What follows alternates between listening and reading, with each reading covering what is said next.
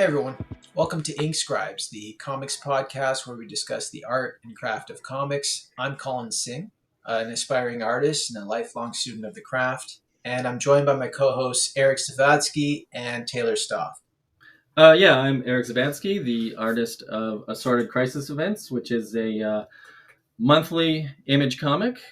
It's basically Black Mirror if time and space was breaking down. It's an anthology series, so every issue is completely different. You can jump in on any issue and experience a crazy, insane, experimental, fun new adventure.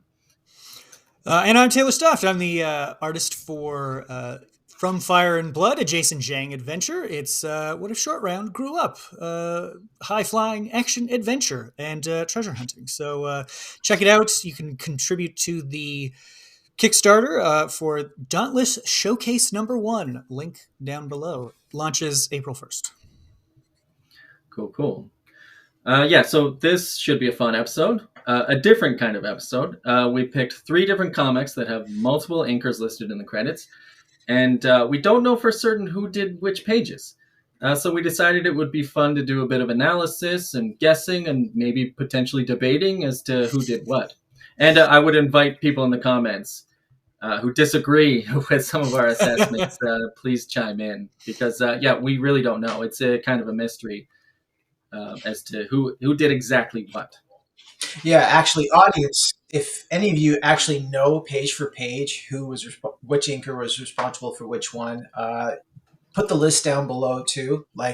We're not going to enter. This is not some kind of game show type of episode. We're actually just going to be looking at. Well, the genesis of the episode is, Eric chose the books. It's Daredevil 236, illustrated by Barry Windsor-Smith. New X-Men 116, illustrated by Frank Quitely, and Thor number 9, illustrated by Olivier Coipel. And so it's 3 different artists with 3 very distinct styles, with multiple inkers, trying their hand at a handful of pages, I would say, unless it's down to 1 page, who knows, per issue. So I'm been looking forward to this episode for a while. It's going to be a really good one. When you're a kid, inking is... What does it mean? I fell into the Chasing Amy view of it, of they're just tracers. They just go over in black ink. Like, that's not even, you're not a real artist. And now, even just inking myself digitally, I see, no, there's there's a lot more to it. So it'll be interesting to see the differences that come out. And really, and if anybody holds that similar view, I think you'll see the difference after taking a look at these. Yeah, so let's just dive in. First of all, we'll start with Daredevil, which, this is, I have it on the Kindle app here, so it's Daredevil number 236, which was written by Nocenti, and this was Nocenti's first comic, actually. But Barry Windsor-Smith illustrated it, and did most of the inking over himself. And then Bob Wiacek helped out. So, the best inker to ink Barry Windsor-Smith is himself.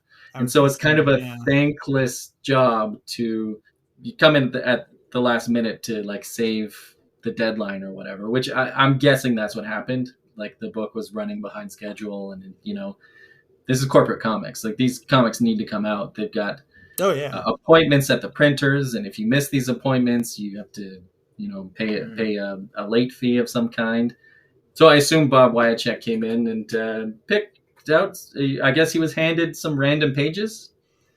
And, I was going to say, this is this one is the murkiest for me. Yeah. What about you, Colin? Was this challenging for you? That's what I was going to say. It's definitely inked very consistently. That's a good way of saying it. There's no deviation, and if either of these guys have any sort of specific style of their own, in here it's pretty consistent. It's very hard to tell, I'd say. Well, there are some notable things which let's take a look at. So, what do you guys think? I think the first 3 pages are inked by Barry Windsor-Smith. Especially Yep. when you get complex stuff like the overlay here. Yeah. That's not something I think Bob Wiacek would have had the time to as well. That's another thing. Is like we should be very forgiving if it's not the best ink job, because like this book was late. I'm guessing this book was late, and that's why they had to give it to him. And it's just sort of like you have a weekend to ink these like the 5 or 6 pages potentially. That's my theory, at least. So Yeah. I don't think he would have had time to do these overlays. This is going to sound weird, but it's the pants that convince me it's Windsor-Smith for this. Trademark Barry Windsor-Smith pants. Yeah, the billowy pleats. Yeah. Just dragging that dip pen all the way down. Yeah. Actually, there's one thing I'm going to say. I'm just going to page 3. The panel 2 doesn't. I don't feel like that's a very faithful Windsor-Smith face. Well, and Just that's looking another from thing. the brow. If we're theorizing that this book was late to be inked, there were probably certain pages that were rushed in the pencil stage as well. So that's where it gets a little murkier as well. What is it that stands out to you, Colin? Because I see something, but I want to know if it's the same thing. I don't know. I think there's just a flatness to panel 2 that, if you go to page 1, panel 2, it's the same kind of face at the top of the panel. But the nose lines carry all the way down, right? That gap between the brow and the nose in page 3 is bothering me. And I think that, as a penciler, I think he may have carried that line down because it's a pretty strong face. There's a lot of definition to the mouth and the eyes. I think there would be a lot of definition to the side of the nose too. See, it's the lack of line shading around the eye that makes me think. Yeah, just little things like that's bothering me. Also, well, I mean, I have to say, I'm very confident that Barry Windsor-Smith pencil or inked this page. The thing is, he may have. Absolutely, because of the hair. Because of the hair. The Bob Wiacek pages have a very specific way of rendering the hair, and it's a lot cleaner than this. When Barry Windsor-Smith is inking it becomes a very energetic, organized mess, which is how hair generally is. But it's a lot cleaner. Like how it cuts into the cheek. I'm just how saying it cuts how into you the have cheek. These look like a very quick, sporadic lines and like overlapping lines. Like they're almost cross-hatched here. Which I mean, let's if we were to go to, I think a lot of this stuff is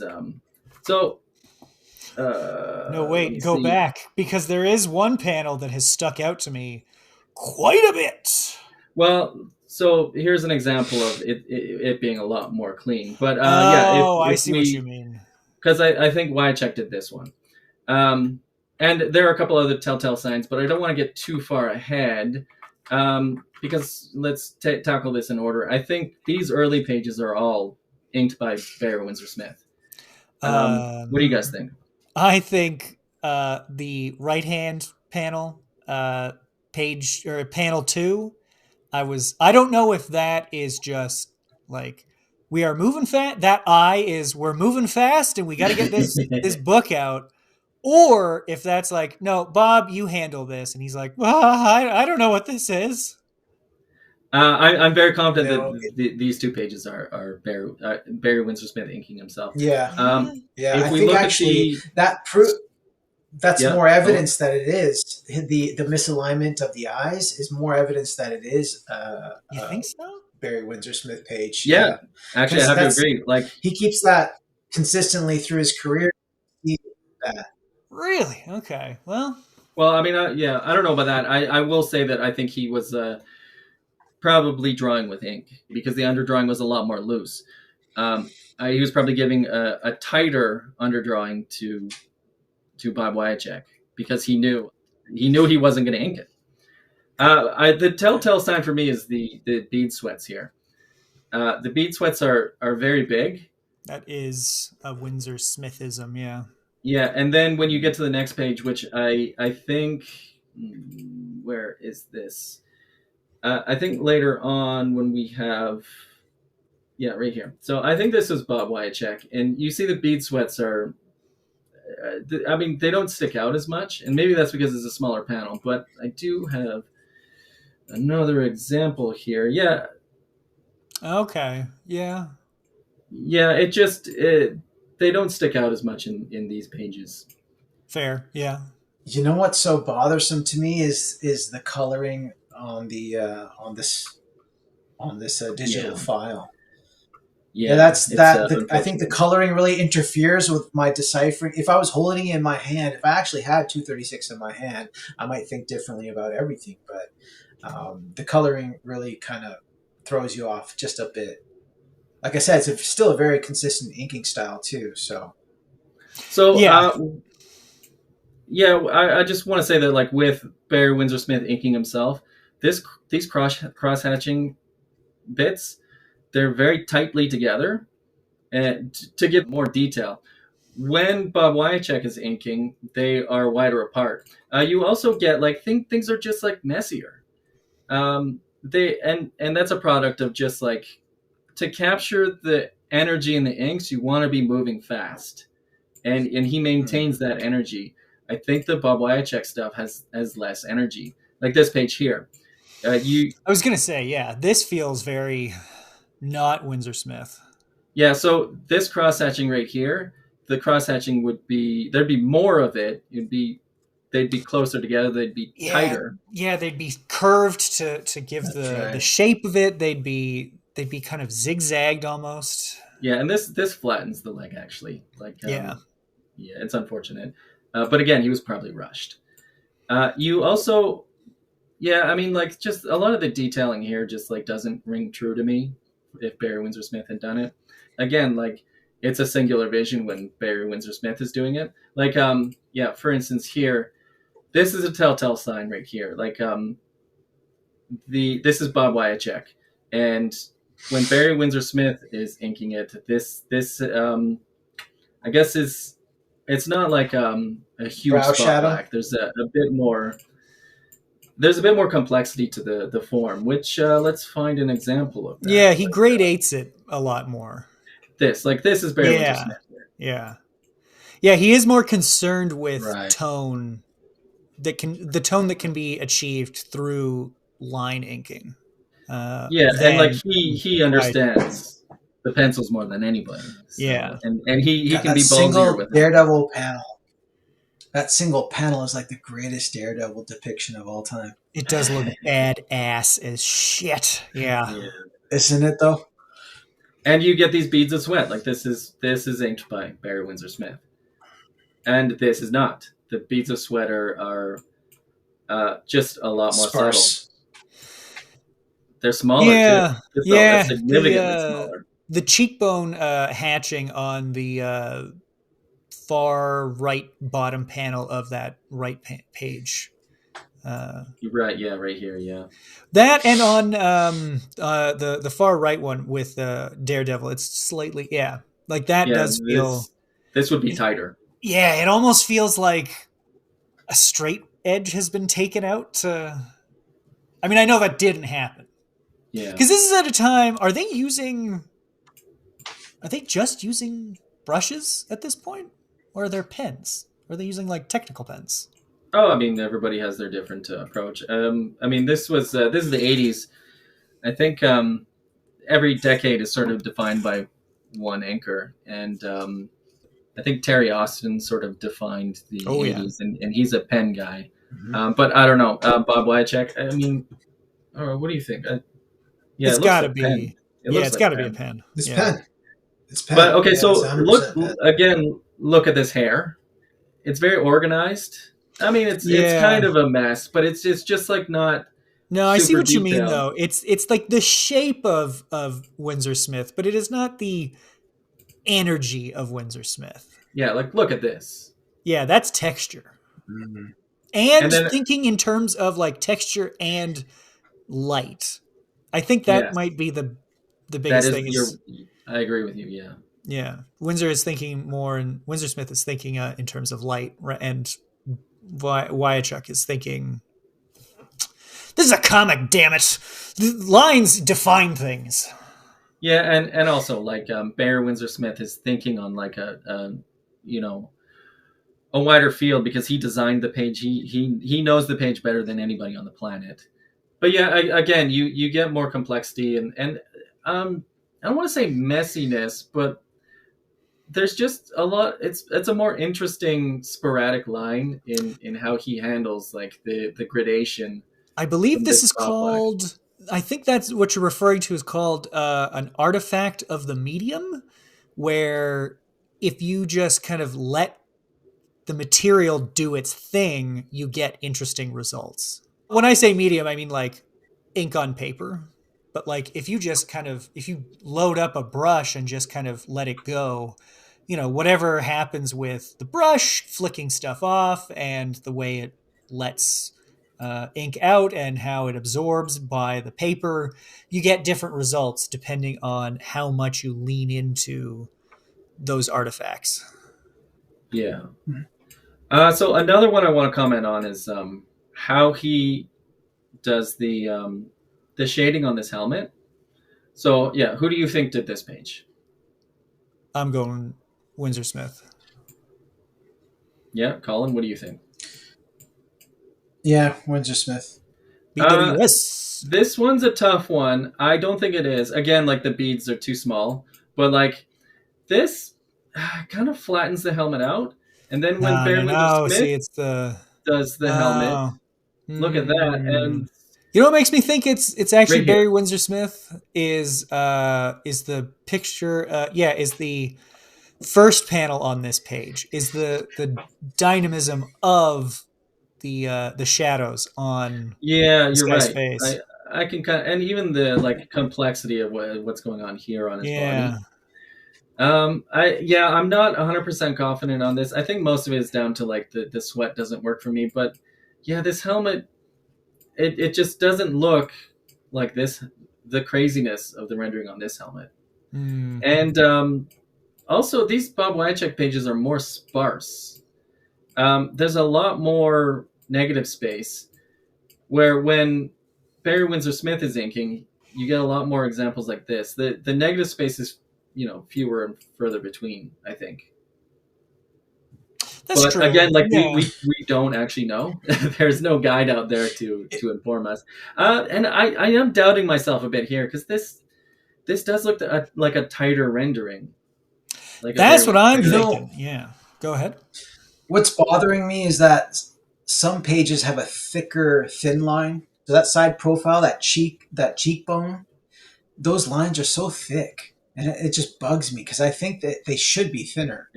I think I don't know. I don't know if it's the reproduction or what, but it's just there's a thicker line on some pages, which I know that there's a clear distinction, but I don't want to say yes or no.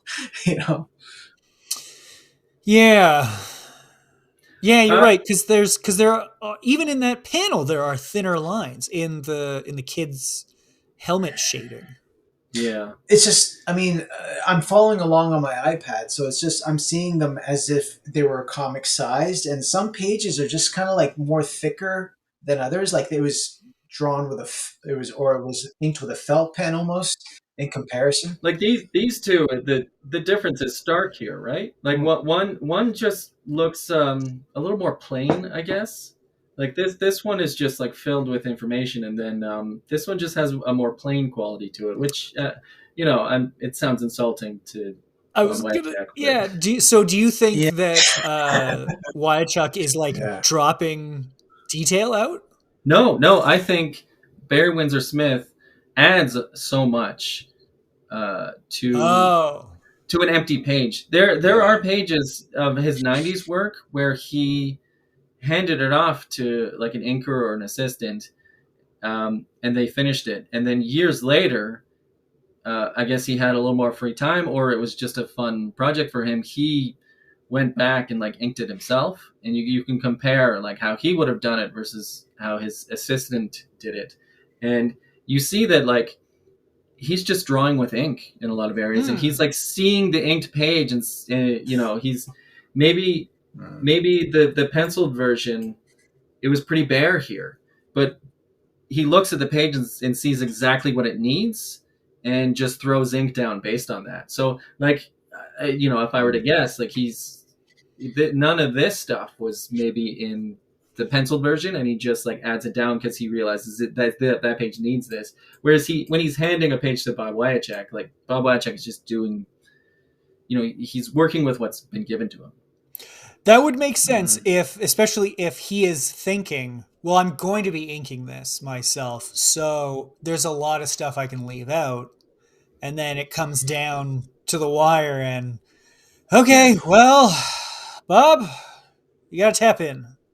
Yeah, and again, it's a thankless job because he was probably given a weekend to do like 6 or 7 pages or however much. Bob, from us, the ink scribes, thank you for stepping in. So another thing is this looks like a lot of white paint was used here and here, and you went the extra mile on this is not well, this is not a situation where it's actually more work to do an outline of the barbed wire and to just fill it in. Rather, it's a lot quicker if you have the confidence to put a whole bunch of black and then grab white paint and then create that circle. And I think that's what I mean. Barry Windsor-Smith has the confidence to do something like that, whereas you don't get a lot of examples of that in Bob Wiacek stuff. Like, I think this is a Bob Wiacek page, and this doesn't look like there was white paint used. Well, maybe there's a little bit here, but it's hard to say. But it just looks like there would be more evidence of white paint done in these puddles if Barry Windsor-Smith himself had inked this.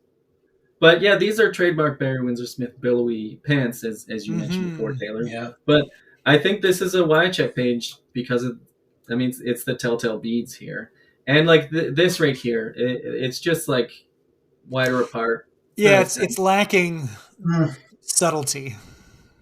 Yeah. I mean, that's a good call, and like a lot of the shading here. So, yeah. But at the same time, that arm, that feels very Windsor-Smith. It does, and so do the pants. Like this, I was talking about like a beautiful mess, and I mean, this pants looks like that beautiful mess I was describing. Yeah, that looks great. Yeah, I mean, it is the cityscape in panel 1 too. It's all outlines, right? Yeah, it's pretty very flat, right? Yeah, it's pretty flat. I wonder if that's a consistent thing through certain pages where it's just pretty much the outline of the city for the background. Yeah, I mean it there too. But I think this is a Wiacek page. Whereas, let's try find I think that's a Wiacek. That's what I mean. The outline backgrounds are Wiacek pages, is what I'm saying. Windsor-Smith was just like, yeah, I hate doing cities. Bob, you can take those ones. Actually, I think... Could be. Let me see. I think this is a Barry Windsor-Smith page. This one right here. That is such a Barry Windsor-Smith face. The texture on her sweater says Barry Windsor-Smith. And like this right here. Yeah. But like here we have buildings. These are not flat buildings. But at the same time, that's not something that we could really point to just because the focus is on Daredevil and Black Widow. We shouldn't be thinking in terms of like, oh, is he dropping stuff out? No, well, of course he would, right? Either he's inking it or not. He would drop stuff out just to pull focus to the figures. Well, I'm just talking about how these buildings are in perspective. There's at least a 1 point and they're not like as opposed to like these are just very flat, cut out. Right. But I mean, Bob Wiacek was just working with what he was given, I guess. But for sure, I'm confident that Windsor-Smith did this final page. Oh yeah, the hair, the changing light on the helmet itself is great. Like it's reacting to, yeah. So generally, I think that like Barry Windsor-Smith's pages just felt more detailed. There's more information on the page. They were less sparse, but they're more robust in energy. They've got that kind of like Kirby feel of let's go. yeah, like again, like Yeah. I think he was doing a lot of drawing with ink, and it's a singular vision too. It's someone who knows the page better than anybody else. But yeah, we didn't comment on the comic much. It's a great comic. This is Nocenti's tryout comic, Oh, because okay. after Frank Miller's Born Again run, the book was just sort of like they gave a whole bunch of writers tryout comics, and this was Nocenti's, and I believe she won out because like the next issue is like written by John Harkness, which is a pseudonym For yeah, the name is escaping me, but it's one of those like 70s Marvel writers. Hark Johnness. Oh Yeah, wait, I think I might know who it is. Let me just do a quick. It's Steve Englehart. Steve Englehart, yeah. Oh, really? And I don't remember the story behind that, but there's some sort of reason why he gave himself a pseudonym. But anyway, the next comic is New X-Men number 116. So a comic that I think we all have a fondness for. Yeah, this is a great one. This is a classic. It's one of my favorites of all time. Yeah. So right off the bat, the cover is inked by Tim Townsend. But the interior is inked by Mark Morales and Dan Green. So here's where we try and discuss the differences between them. But like first, a little commentary on Tim Townsend. He was the regular Uncanny X-Men inker at the time. In fact, like this is 2001. I think he was the regular inker starting in like 1994 or 95. Oh wow! So he's not a Quitely. He's not a Quitely specific. No, but he's worked on some of the best, like Joe Madureira. Yeah, he basically he's probably the best anybody who came on Uncanny X-Men worked with Tim Townsend, and I think, correct me if I'm wrong, like the first two issues that Chris Botchula too. The first two issues that Frank Quitely did were inked by Tim Townsend, I believe, and I don't know what happened. Something happened, and they needed two inkers on this one. To this day, he's working. He's inking Wolverine, Wolverine Revenge. Right? Yeah. Check out our Capullo episodes now. I think hiring Quietly for the X-Men series, the new X-Men series, part of it was probably just to strategize, keeping him on track, was just to hire him to do the pencils, and then have someone else inks just to keep the book on track. But I think it fell apart faster than they thought it would, and I think Quietly went really, really late on the pencils. This is a fan theory, you could say, that they even like on inks they were going to be late. So for 116, they got Mark Morales, one of the greatest inkers of all time, and Dan Green to help out. But yeah, the first two were done by Tim Townsend. Oh, so you think this was like they were? This was like, we gotta go, dude. It's definitely that. The boat's taking off. Yeah, and he's literally throwing the tube filled with the original pages onto the boat as the boat's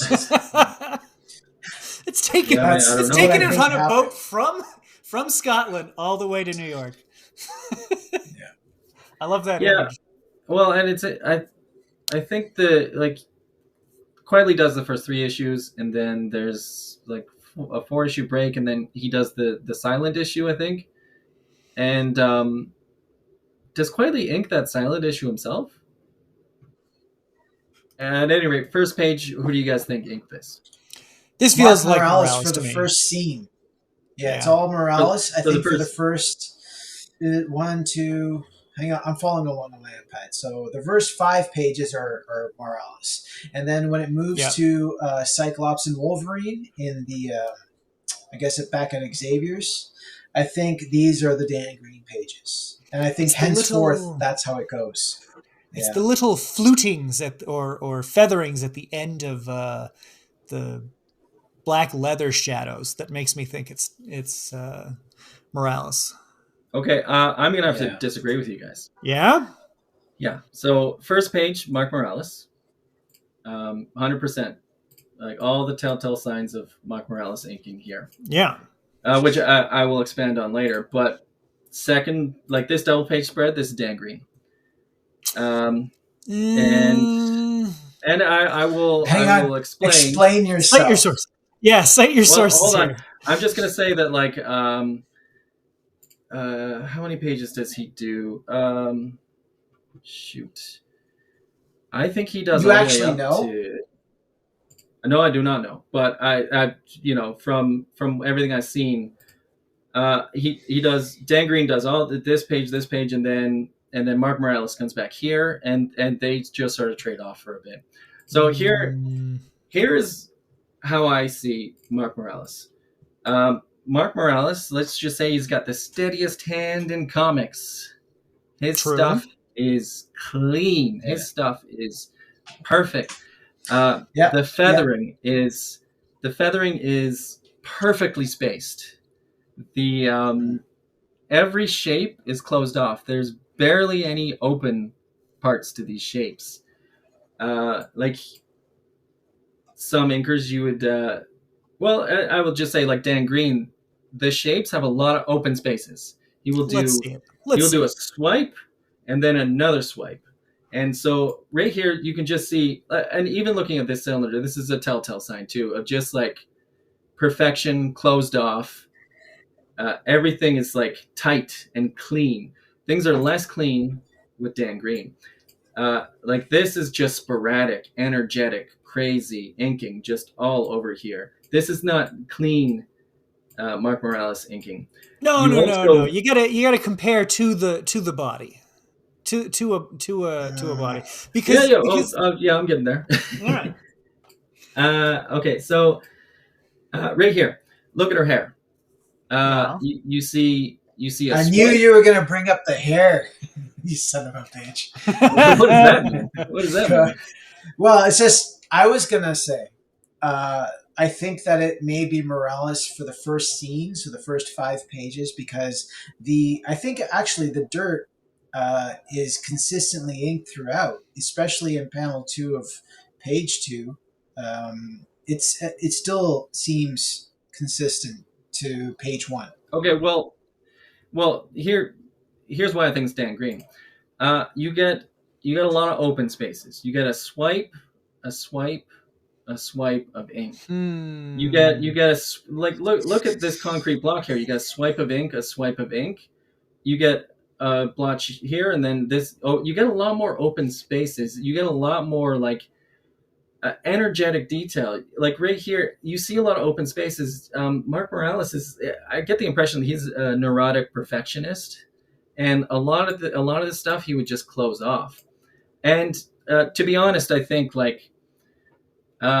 There is a perfect quality to Mark Morales that I do not see here, and perfect is not always like, me personally, I like a little bit of messiness, so just personal preference. Like that's not to undermine Mark Morales, but these pages just have a little bit more energy in my mind. You know what, Eric? Look at this sporadic. It's kind of I don't know that I would call that sporadic. It's a little wobbly. It's like a little wobbly right here, but like we I'll give you that. It is wobbly. Yeah. Yeah, and even right here, just imperfect. Same thing with You know what convinced me? Yeah. No, you're absolutely right, Eric. These are green pages for sure. And what convinced me was when you were talking about Jean's hair, I kind of zoomed in on Beast down by her side. Look at Beast's side profile face. That's all just chipped in.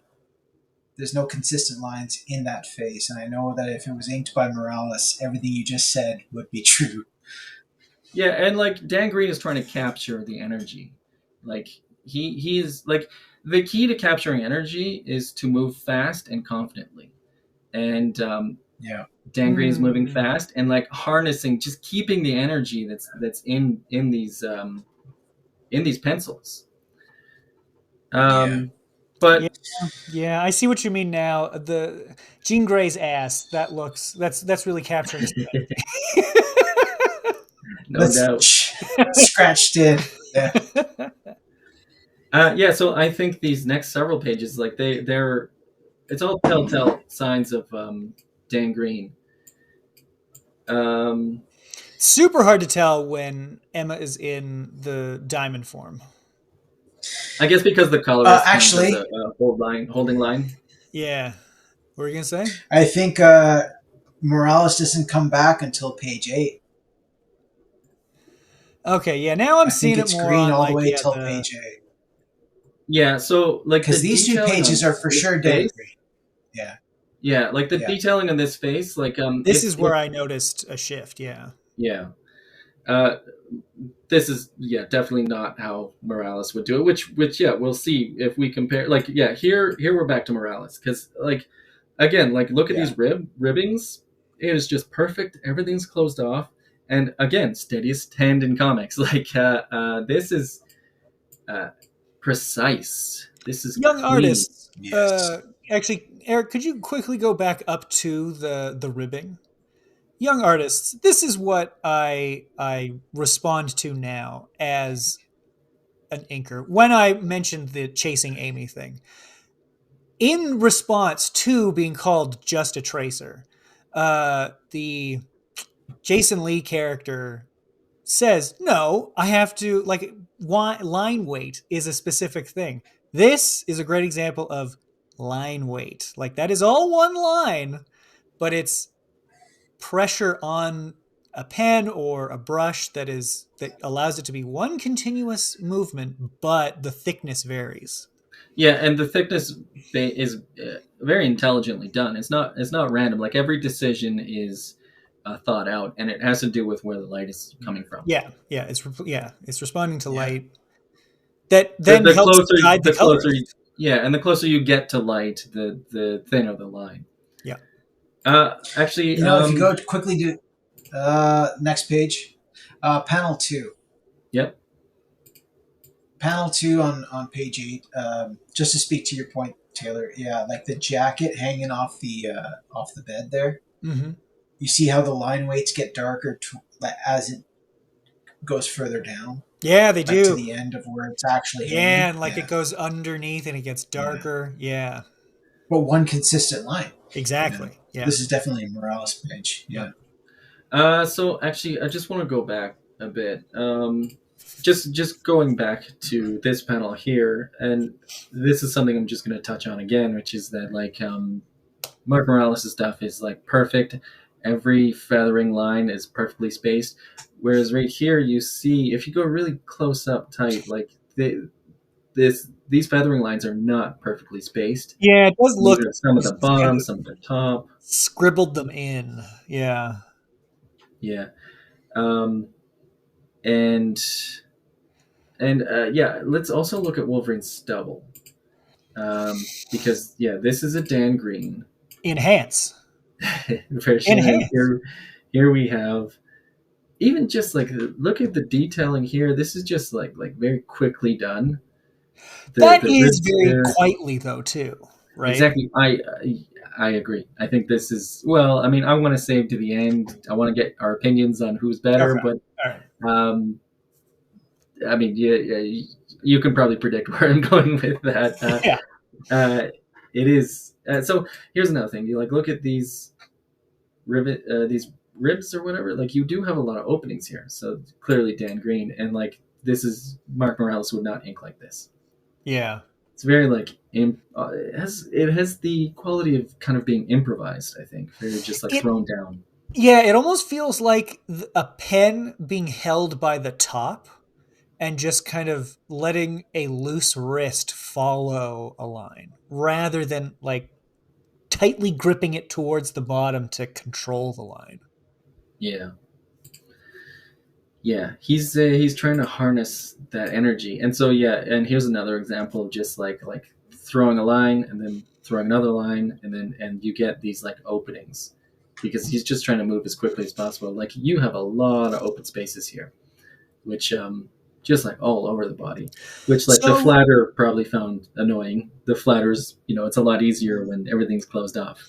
yeah, do you feel like that is so when Morales doesn't do that? Because it feels correct here, especially due to the light source. Like Yeah, it, and or you're right. on, like, do you think that's a downside of Morales's perfectionism? That, like, well, you're not really responding to the reality of the page that is described Well, here. to be fair, like he does leave open spaces when there is a light source occasionally. Like I have Okay. seen him do that. So, um, and this is an example where there's a light source like front and center, like behind the figure. Yeah. So this might have been actually everything's kind of open and that might have been intentional on Dan Green's part, and actually Mark Morales might have done this same thing or something similar, just because that's what you're generally supposed to do when there's just so much light affecting the Yes. body. Remember, young Like artist, inking 101. a line is an edge that indicates a tone shift. Yeah, the light affects the Yeah.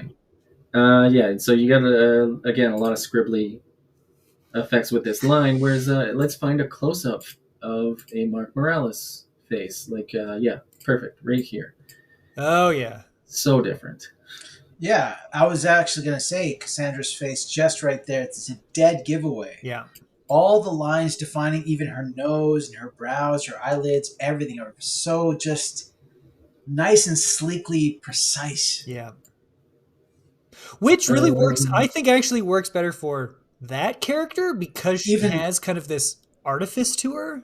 well, even Wolverine's face in the bottom corner of this page. If you just scroll down a little bit, yeah, yeah, even Wolverine, even though much of his face is in shadow, if you look at all the stubble, the chin shadow, the lip shadows, everything, it's yeah, just yeah. So uh, so perfectly placed. yeah, Yeah. yeah. The stubble is a big giveaway. Like yeah, he labored over that stubble here. Whereas Yeah. if you compare how Dan Green did the stubble, it's actually a lot more like how Quietly would do it.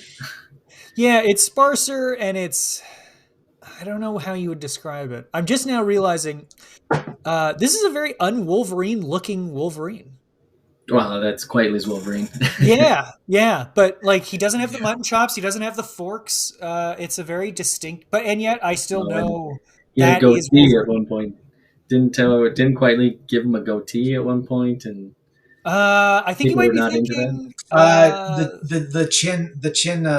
the A the little soul soul patch. flavor patch. saver, Yeah, Yeah, yeah, soul yeah, patch. soul Yeah, patch. I think Right. that's from one of the Cuberts on Ultimate X-Men. Oh, but I do think like there were a couple of covers where he had Wolverine with a Oh, soul patch, and it probably okay. didn't make it to the mm. interior art. Probably because maybe editorial stopped him. I don't know. I'd love to We need ask him. people to like Wolverine, Frank. Okay, so let's lose that soul patch. Yeah. Okay, so I think yeah. Morales. This is definitely Morales, and then Oh yeah. Okay. Now seeing it kind of in stark relief to the green stuff. Yeah, it's wow. Like even the outline of the body is thicker than which, I've fallen into that as well. Like the mhm. exterior line containing the figure is thicker than the interior lines. I'm a little uncertain with. Actually, yeah, this does look. What do you think? This does look like Morales, right? I think so. Yeah, it's Morrow. Yeah, the face Yeah, detailing. Because I think these two, like this is Dan Green, This feels like, yeah, that's Dan Green. this is dead green. Yeah, it's dead green. and It's and green. then we're back It's green. to, and then we're back to like. Actually, hold on. Who's this? What do you think is up with That's this? green. With this Look at Cyclops' hair; it's uh, green. arm. Yes, yeah, yeah. What do you Good think is call. going on with this arm here? It's very open too. Are they suggesting that Wolverine has like robot bones rather than No, Well, regular no, human no. bones covered in? It's just no, mid that's his melt. It's like adamantium so. There's a skeleton. lot of like weird artifacts.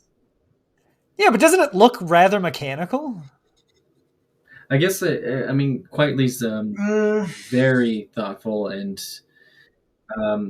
puts a lot of thought into the how the characters work. And Okay. so I imagine he like designed the skeleton in a very specific way. But I think it might be confusing because it's like in the midst of being melted, and so there's all this extra stuff that's like maybe is making it look mechanical, but that's just like the skin melting off. Oh, okay. If I were to guess, If but I Morales had do see inked what it, you're it'd saying. make more sense, Taylor. But yeah, we're in agreement. This is Dan Green, right? Oh yeah. The little squiggles Yep. on at the ends of the shadows on Wolverine's abs tells me that's green. Yes, yeah, and even Yeah, that just hair. like Yeah. how open this is and everything, and just like how imperfect this glass is. Okay, so and then I think like what do we got? I think we've got a lot more. Yeah, this is definitely Morales. Like, look at how perfect that hair is. Yeah. Yes, I always go back to that side profile shot of Frost there in the limo. The hair is so perfectly ribboned; Yeah, and it falls just so great. Yeah. That was a real lesson for me for drawing hair. right? Yeah, it's got weight to it, but like each strand has weight that combines into ribbons is a good description of it. Yeah. Yeah. So yeah, the last several pages, I think, like this is Morales. Morales, and Morales. Yeah, that's Yeah, I think he did the regrowing rest. arm. Yeah. The rest from here on out. I think there's only a couple more pages left, and all of this is Morales, right? Yeah. If you take the final panel of page 22, I think is the last page with Professor X, and I'm a mutant. Yeah. If you zoom in on that, that's a clincher. Yeah, it's Morales. Yeah, this is. Although he is getting a little bit more chaotic with the hair rendering. Like a The lot end of of the this day. is like it's still quietly, right? So Yeah.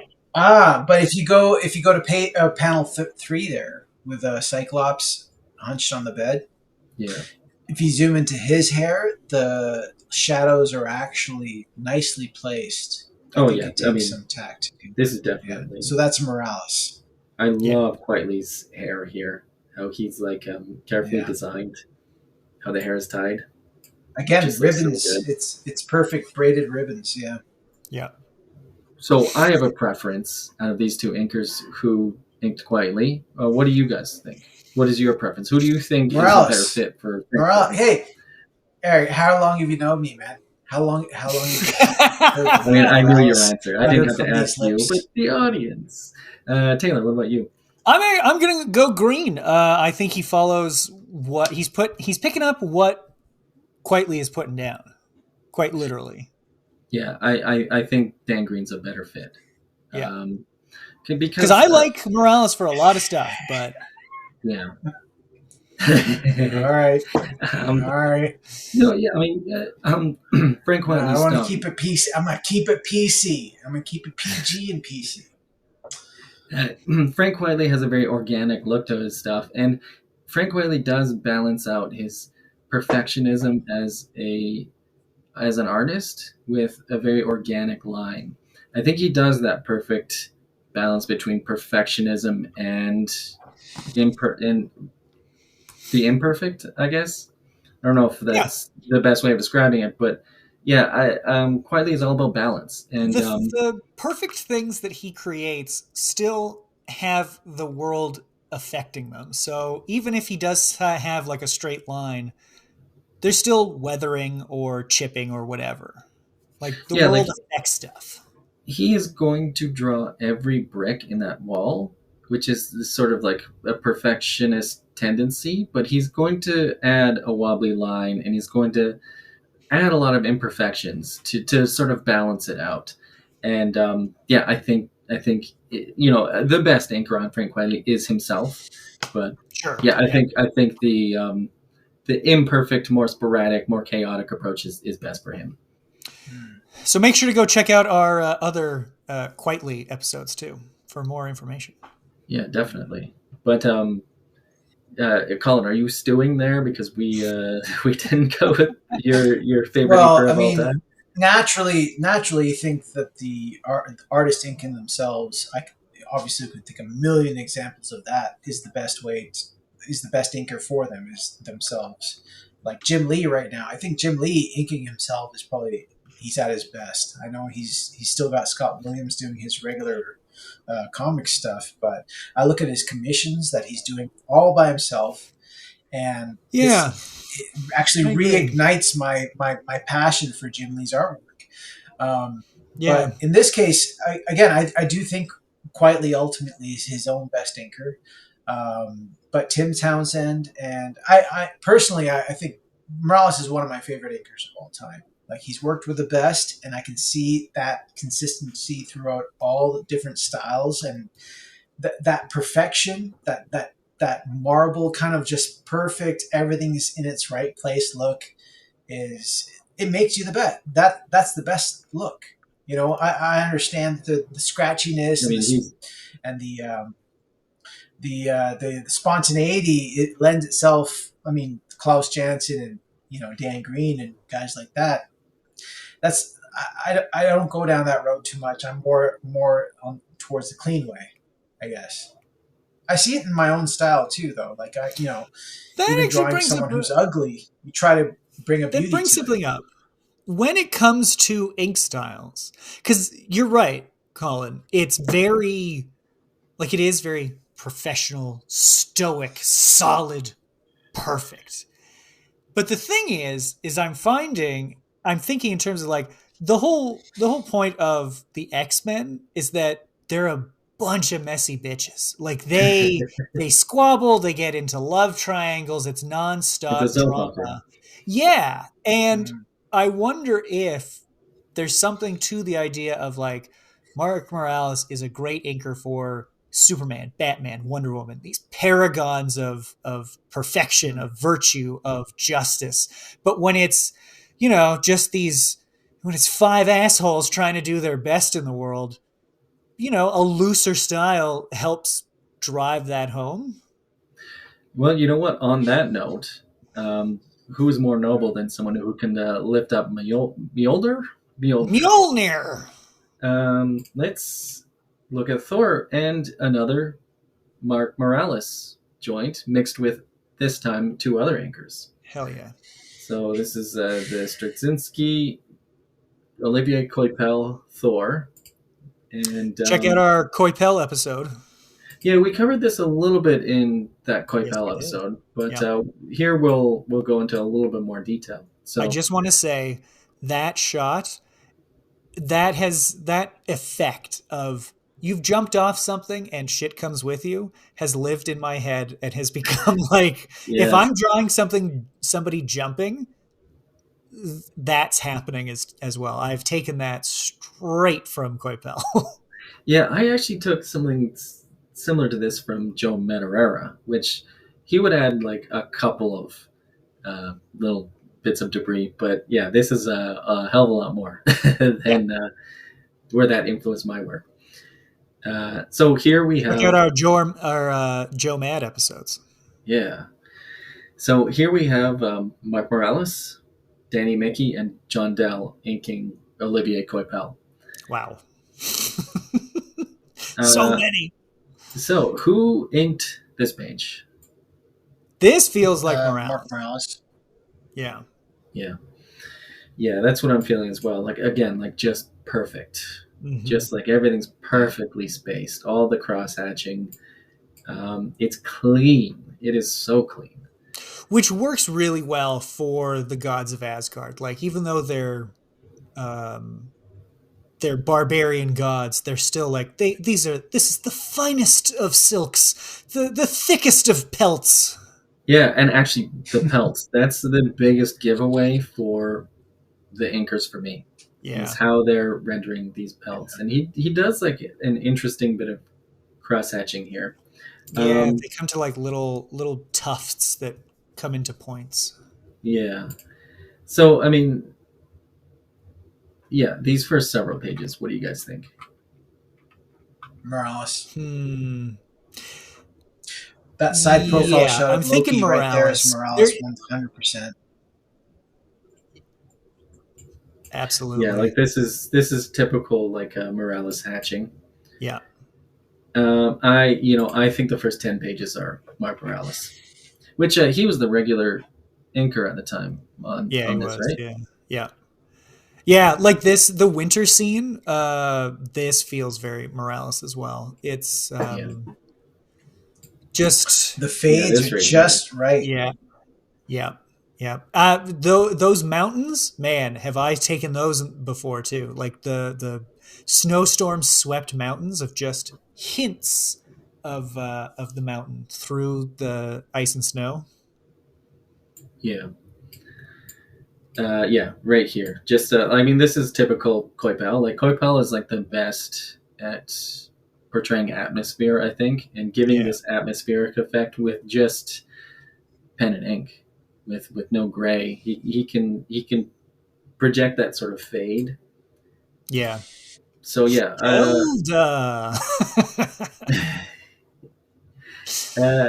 Okay, so I think here we have. Well, what do you think of this? Okay, so I think this is where a shift happens. Yeah, me too. And I think it's in the cape. Yeah. I think it's in the capes. What do you think? It's just more detailed. Like, so Danny Miki is in the Todd McFarlane School of Inking, where you just add more lines. The spacing in the lines is going to get thinner. Like if you're doing cross hatching, if there's a little bit of cross hatching, do a lot of cross hatching.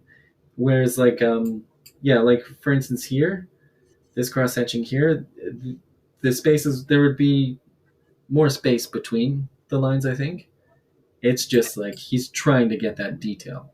Yeah, he's moving fast, and actually the line work in the sword, all of those gaps, it just feels very like, I don't know, it's definitely paying more attention to light than Morales would, I think.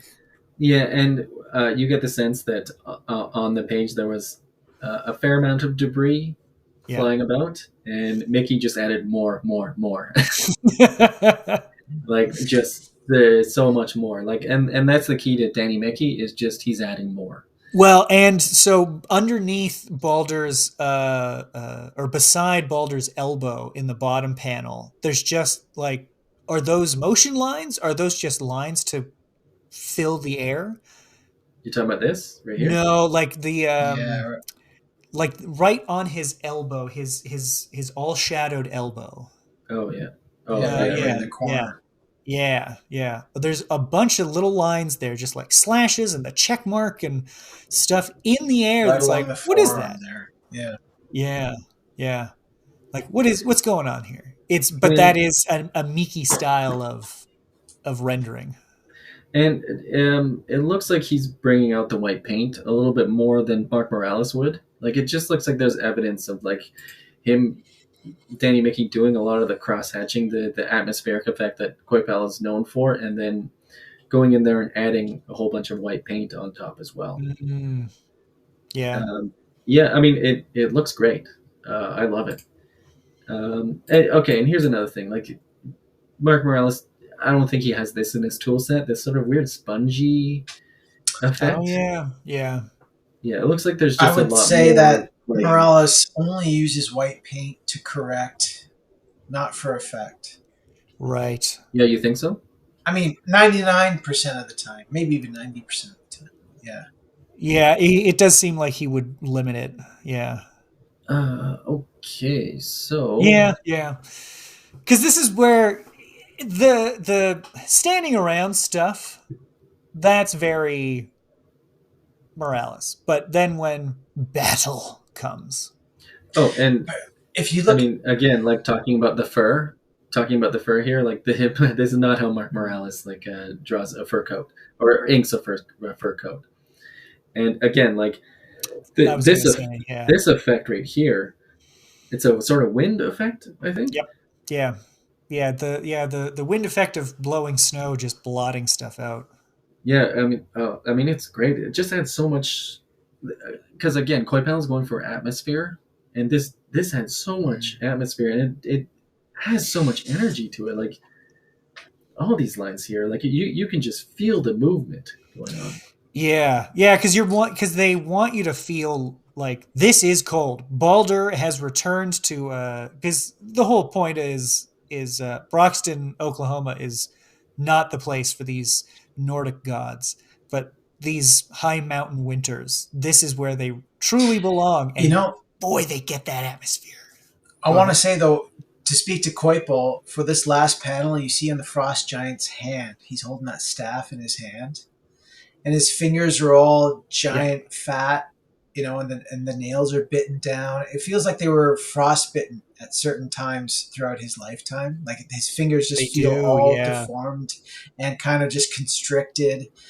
That's more to speak towards Coipel's character design more so, but like I love this frost giant standing behind Loki here. Even in the second to last panel, that close up on the face, the skull, the definition of the skull, helmet, and the horn sticking out. Hey guys, moment of silence just to talk. Let's just take a moment and just take that in. That's comics right there. Yeah. It's so good. Everything I love about comics in that panel right there. Yeah. Yeah, just so well designed. It's a frost giant. He's got a giant skull on his face. Where did it come from? It doesn't matter. Let's go. Something bigger than him. Yeah. There's so much mood and atmosphere in this. Okay, so what do we got here? What do you guys think of this page? This is where John Dell pages. You think so? The John Dell stuff. Yeah. Yeah. You know why? Because it's a safe bet. You take those shadows. Yeah, Eric's circling the shadows there. Yeah. Sorry, go ahead, Eric. Yeah. I don't think these are Mark Morales shadows. No, they definitely aren't. Which I think Mark Morales actually actually even better. Like look at that. Like you have white paint being thrown on there. Weirdly, the hat is what makes me think maybe it's Miki. Oh, this is. I mean, I personally don't think. No, look at the hair. It doesn't have that excess. Yeah, exactly. And there's just this sense of excess that there's a sense of excess that Danny Miki brings. Which if on these rose petals here, he would just add like 5 or 6 more rose petals, like 10, 12 rose petals. Yeah, that's true. And there were just you would just look at these pages and say, "Wow, look at all the detail." Because I guess Miki either can't help himself, or that's just his happy place is to just add detail and just to noodle away. I think, and then I mean, again, like the difference is stark. But to be fair, it's also like you work with what you've been given, and this is Olivier Coipel on a monthly book, and in order to run that marathon, you have to pace yourself, and you have to know which pages to exert a lot of energy and which pages to, hold back.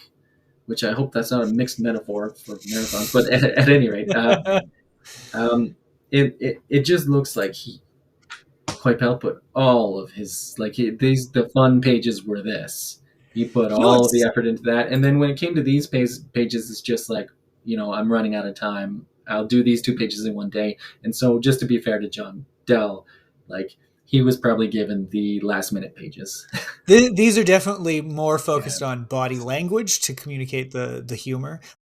So I checked out the Heritage Auctions website a couple of days after we filmed this episode, and whoops, it looks like Danny Miki did ink this page. And yeah, when we look at it up close, there are some clear telltale signs of Danny Miki, like the detailing here. So yeah, it just goes to show sometimes I don't know what I'm talking about. But yeah, Heritage Auctions here. It's the website has confirmed it's Danny Miki. I will say though, issues 7 and 8 are penciled by Marko Djurdjevic, I want to say is how it's pronounced. Oh, right. So, And then this was this is Coipel coming back. Yeah. So he has had 3 months worth of time, and they still had to get 3 inkers. Yeah. I mean, Yeah. like also the scripts might have been given out of order. Like maybe he didn't have any break or extra time. He just went straight from issues 6 to 9, and yeah, the way he talks about his work ethic is suggests to me he was told he had time and said, "Great, I'm going to use all of it." Yeah, although I mean, I doubt the editor said you have extra time. I think the editors work on a emergent it never ever tell them you have extra time, because then you'll never get those pages. Fair. It's always just it's due in 5 weeks or whatever, and then oftentimes if it's a great artist you'll get it in 6 weeks. But if you had said 6 weeks, it would have been 7 weeks. But I mean, there's just such a stark contrast between these pages and these pages, and a lot of it comes down to the excess, which is excess a negative word, because I don't want to attribute a negative word to these pages, but no, maximalism is not a bad thing. It's just sometimes it's not what people want. Yeah. But I think they've chosen well to use where to use Miki in this sort of thing, because you're right. It really communicates the atmosphere, the blowing wind, the crowdedness of the forest that they're in, the isolation that they're all in. This father and son are in immediate danger, and everything about it suggests it. Yeah. So again, the pelt here is classic Danny Miki, and Mark Morales just does not ink like this. No, and his use of speed lines, he doesn't. I can't recall if Morales uses speed lines. Well, I mean, he would if it's on the page. Oh yeah, fair. Yeah, I mean, it's up to Coipel in that department. Okay, and we'll get a nice double page spread. So good. Yeah, the ties on the Frost Giant's spear also suggest. Oh yeah, that's Miki. They undulate in terms of width and everything, and they're a lot sharper than I think. They're fluttering in the wind coming off the base of his spear. They're a lot sharper. Yeah, when they fold over and stuff. And the hatching here is on they're very angled. Yeah. Just all this detailing on the door. That's not quite. Yeah. I mean, I can't say for certain, but it just seems like a Miki thing to add all this extra stuff. Even the helmets on the Frost Giants too. There's a lot of scratches on the helmets. Yeah. Miki loves putting dino damage on these guys, on anything really. I remember on Joe Quesada's work, when Joe Quesada did a Daredevil cover for Wizard or whatever, Miki inked it. There'd be a lot of white paint within the shadows of bricks, so the bricks still have these scratch definitions and chips and stuff on the bricks in the shadows, or on the water towers or the pipes and things like that. There would be these white paint little chips and scratches on the pipes. Yeah, it's totally Miki. Right on. Yeah, that's a good point. And then here, what do we got here? This I have no idea, because really? it must be the third guy, right? John Dell. Yeah, because it feels like there's a lot of. Well, this page, I don't know. The next page feels like John Dell, just because there's a severe drop in. I don't know. I mean, it, honestly, Detail. what it feels like to me is that Coipel put a lot of time into the cool pages, and then he's got a lot of the talky pages that he had less time for. The comic is due. You know, I put all the time into the fun pages, and now we've got like 3 days to draw the next 6 pages of just talky stuff, and it feels like John Dell was just handed, here's the uncool, unfun pages that were kind of rushed. So it's a little unfair to look at this stuff and go like, John Dell's stuff is less detailed. He was just working with what he was given, but I mean, this does not look like Morales to me. No. You know what it really reminds me of is Coipel's early work on Legion stuff. Yeah, I haven't actually read any of that stuff. It looks like right, that. just kind of like the thinness of the lines. Yeah. It looks kind of like the scratchiness, kind of a scratchier quality, or a quicker quality to it. Yeah. There's some pages coming up though that I do want to bring up. Oh, okay. So yeah, this. Yeah. What about this?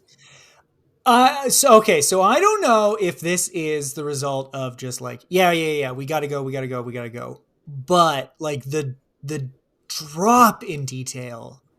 I mean, it is probably Coipel, but the drop in detail in the hallway with all the arches back there, like that just feels like what?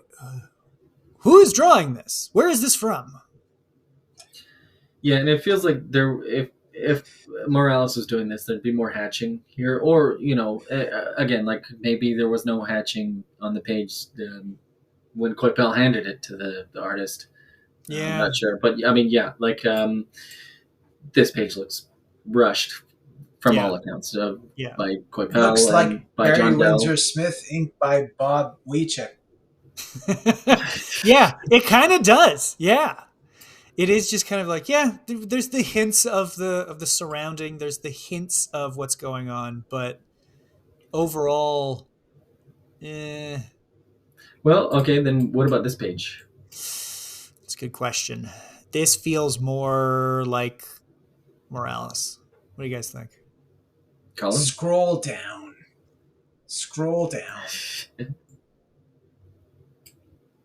John Dell.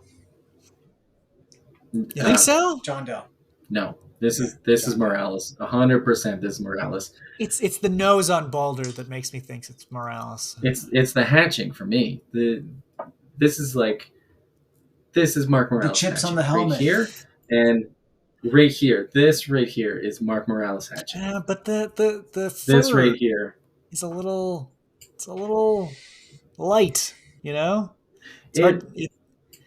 There's some subtle like chaos going on with the fur, but for me, it's just like no doubt in my mind that this right here, this like 100%, and especially here, 100% Mark Morales. This definitely feels like Morales. Yeah, this is a Mark Morales page. This is the last page, and I can believe the last page. Although it is surprising, because this does not look like Morales, but he's not in a box. Like we can't just put him in a box as like he is capable of doing a bit of chaos, and he did.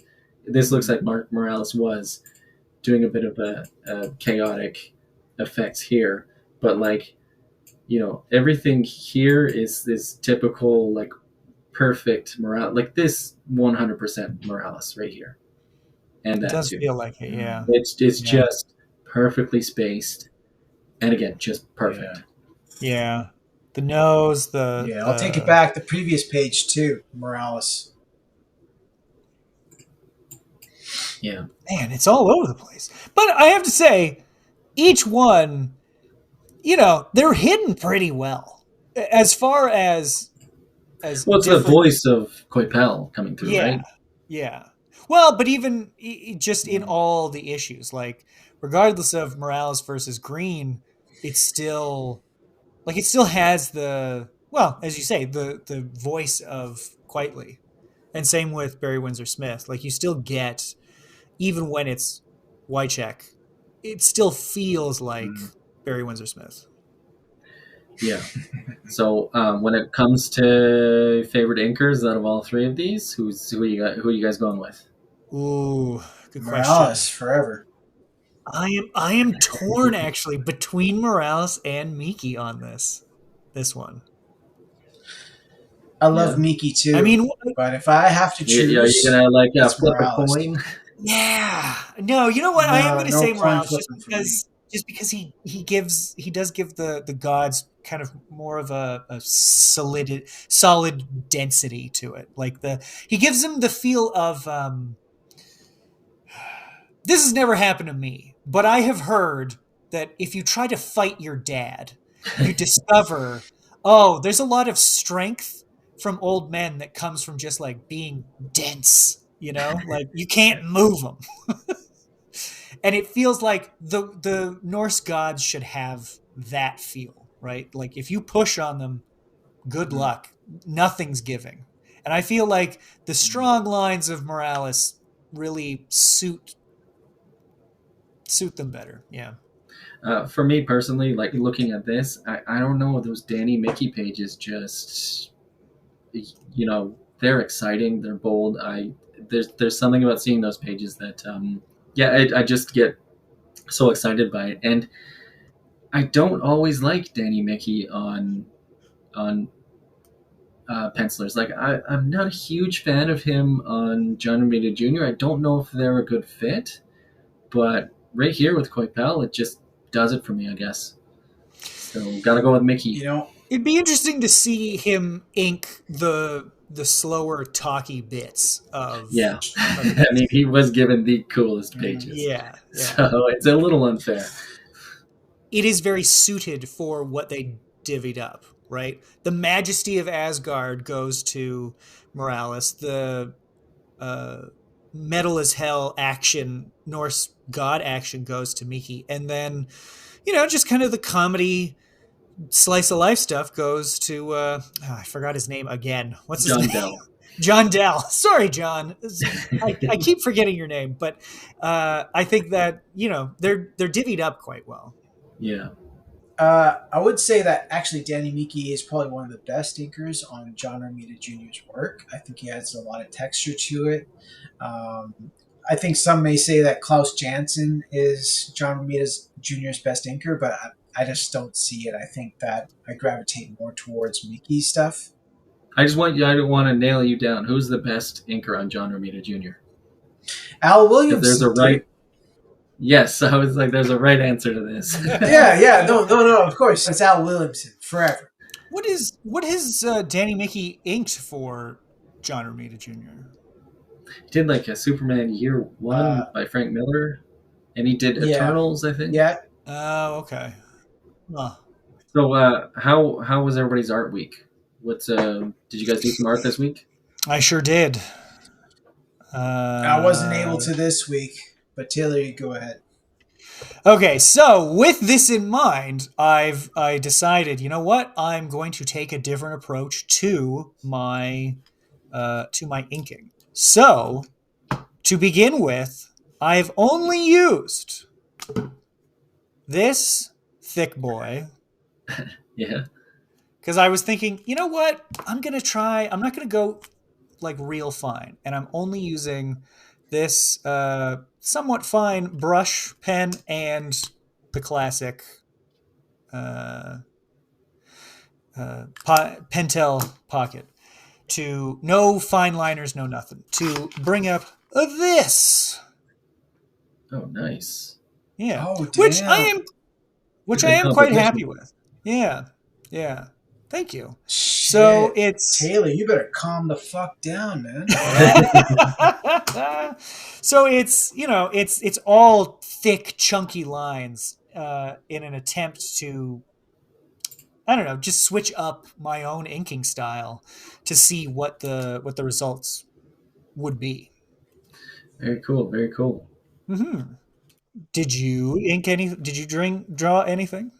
Yeah. So, Assorted Crisis events came out recently, and Pick it up. several people have reached out asking for original art, and unfortunately, it's all digital. I had to do it all digitally in order to get it done in a timely manner. It's an image book, so it's all back end, and I have to keep to a schedule too. I'm not making any money so far. I will eventually, but people reached out asking for original art, and I've come up with a system where basically, if you ask for a specific page, I will redraw that page, and I will never redraw that page ever again. So you will be guaranteed to have that particular page as an original art, and it'll be the only of that page. So I'm actually taking a bit of a break in between issues as I wait for the next script. And I've been actually, let me see, should I show this off? Absolutely. Especially with this inking episode. Yeah, so it's actually a lot of fun. Yeah, I'm in the process of inking this fun page. Hell yeah. Yeah, boy. Somebody was really interested in this one, so yeah, it's making me fall in love with inking traditionally all over again, and I just wish it was more feasible for me to do. But it's just not. But I mean, you know what? Maybe next issue I'll do all traditional. I don't know, but I think I say that every other issue, and it just the calendar keeps looking at me, and it just doesn't seem to be in the cards. But I probably should, because I'm having a lot of fun with this. So remember, listeners and viewers, help Eric have a good time by purchasing these rare, one-of-a-kind physical versions of an all-digital book. Yeah, and again, I will not redraw like that page again, so it'll be one of a kind. So yeah, if you're interested, reach out. Also, I'll say that I'll be at the Calgary Expo, and I think, Taylor, you'll be joining me, maybe sitting beside me, I hope. I sure will. That's right. And I will speak for Taylor and say that we will both have a stack of original art and original sketches, and that's putting you on the spot, Taylor. So you should have a stack of original sketches ready to go. Well, I mean, I got everything from this this show. So if anybody wants it, come by. Yeah, cool. So yeah, that should be at the airing of this episode, probably in 3 or 4 weeks. So yeah. All right. So thanks for watching, everybody. Before we close out, a friendly reminder that Assorted Crisis Events is now available monthly from Image Comics, illustrated by our own Eric Zawadzki and written by critically acclaimed Dennis Camp. Contact your local comics retailer to reserve your copy today. Order code is available in the description below. And the Dauntless Kickstarter is now live, a very special comics project featuring 4 all-new tales, including one by our very own Taylor Stauft. Check out the link in the description below. And don't forget to comment, like, and subscribe, and we'll see you next time.